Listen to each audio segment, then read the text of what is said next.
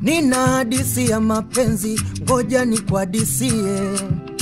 Kwenye yangu matembezi, nusu kufa nizimie.